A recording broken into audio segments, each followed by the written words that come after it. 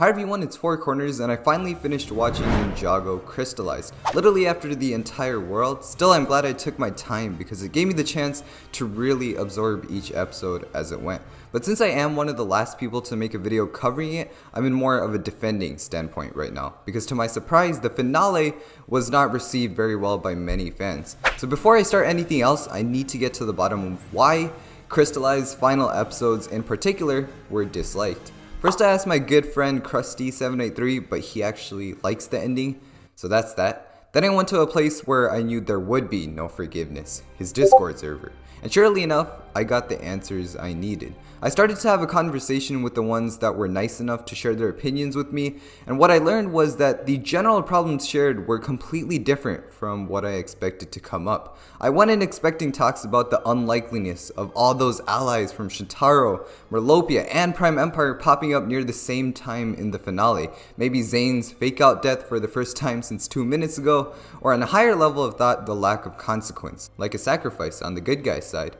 Instead, what I learned is many were upset over the missed potential, or what could have been, which in my video of Crystalized Part 1 a few months ago, I told myself mainly and those watching the review that criticism stemming from the phrase of what could have been is a toxicating path to go down because it goes forever. Especially with a season like Crystalized where it could have went so many ways from the very first episode.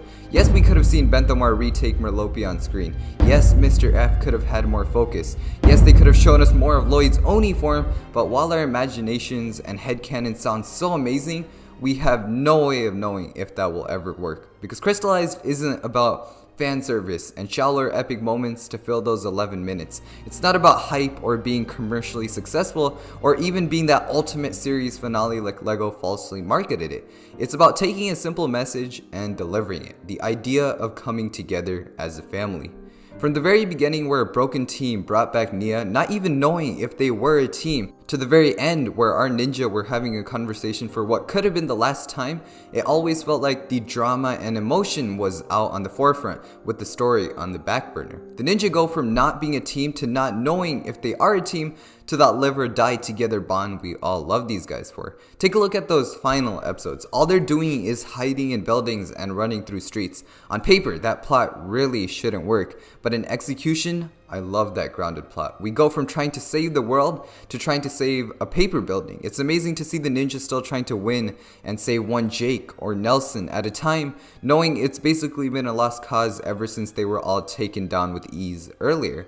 And that simplicity of just defending a building while having stakes as high as it is what gives Crystalized quality in my eyes. Any show or writer can make crazy new worlds, bigger, badder villains, or have big action. But real writing talent isn't making these smaller moments big, making drama and situation the villain, not necessarily a person.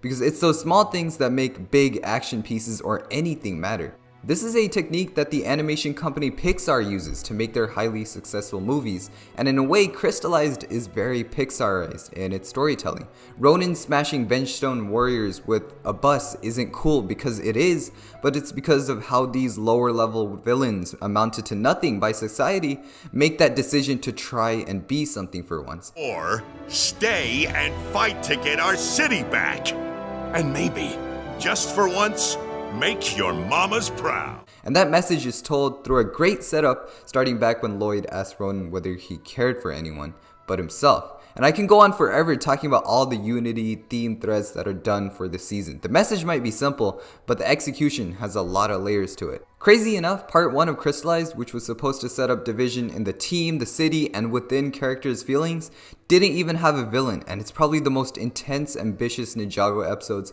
I've ever seen. The ninja go from their slightly corrupted thoughts of being jealous over getting replaced by the new ninja, to coming back to their original goal, remembering it's not for the glory. The city betrayed them for all that matter. They're doing it for each other, just like they did for Nia in part 1. And that is real writing talent right there. But why part 1 works so well is for another video.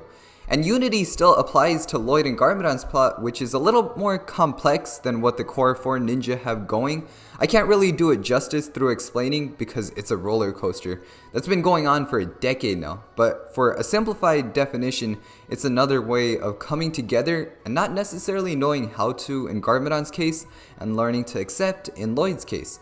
Observing Garmadon's metaphorical relationship with Christopher and his powerful love for Lloyd, that plays an important part in the message Crystalized is trying to push. This story or arc is far from over like some other plot threads that Crystalized sets up, but the point is we're getting closer to a healthy relationship between Lloyd and Garmadon.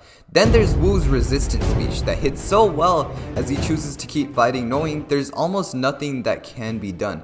The visuals of a small paper building in the background just run that small story, big problem idea home to me. And come to think of it, it's what every season since season 11 has been slightly tapping into. The story might not center on fire snakes, but about the friendships and obstacles a Paperboy faces when his city is attacked. It's not about the big corrupted video game, but helping the racer that's been forced to lose time and time again. It could just be about two species trying to realize that strength is when we're all united. It's okay to be a paper girl, to the contrary of Kalmar's insults. We all do our best, which makes Crystalized the perfect finale to the Wild Brain era of Ninjago. It's not a finale because of its high level stakes or the Vengestone buyer being revealed. It's a finale to the theme they've been pushing since season 11.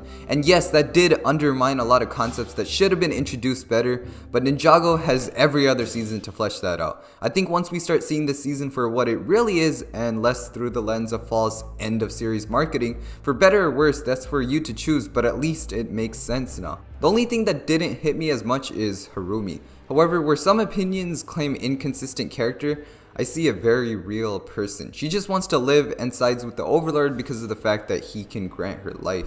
From the very beginning, her loyalty was pretty questionable, even with the motive of there is peace in the dark. And with Lloyd in the mix, she was definitely very confused. A little tip-off, like the Overlord being the one who sent the Great Devourer, totally makes sense for a character like Harumi to switch sides. She was always on the verge of switching from the start, so not a compelling character, but I don't think she had to be outstanding for her role in this season.